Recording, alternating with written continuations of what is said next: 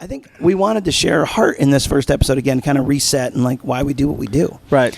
And I think the biggest thing is, again, it goes back to John 10:10 that God came to give us an abundant life and not just exist, but then the enemy came to steal, kill, and destroy. So in that exists the entire pattern of our journey. There's two elements. There's an enemy who wants to destroy everything. There's a God who wants to give life.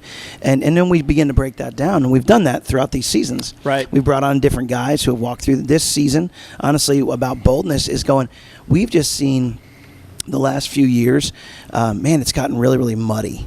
Right. And you can't say a word. I mean, literally. Right.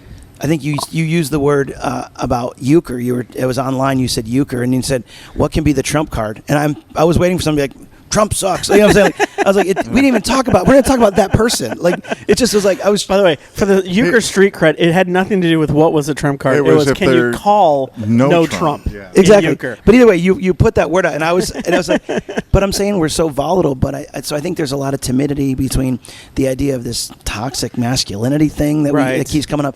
How do guys journey? And we really, in the midst of making bold moves, a lot of those bold moves are internal.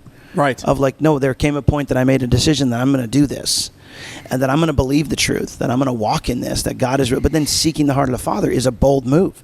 But we don't look at it like that. No. At least I didn't. Well, and I think you're tapping into something that I think is so true is we want to speak to the heart of guys, and that's so odd because there's so many shows out there. I mean, every single sports show out there talks about the exterior, the machismo of the man, right? Yeah. And we understand that most of us will spend entirely too much energy and effort trying to portray that as something it is not, because on the inside, we still have demons that we wrestle with. Yeah. We still have failures that will haunt us. And I had a shower moment the other day where we had a washing machine go out, we had an AC issue go out, and we had brand new tires put on a car all within the same week.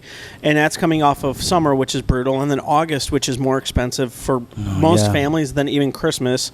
And so financially, we were just completely upside down. And I remember just standing in the shower just destroying myself because I'm like, what kind of man can't, like, why can't I not figure this out? Like, I should have this. Why can I?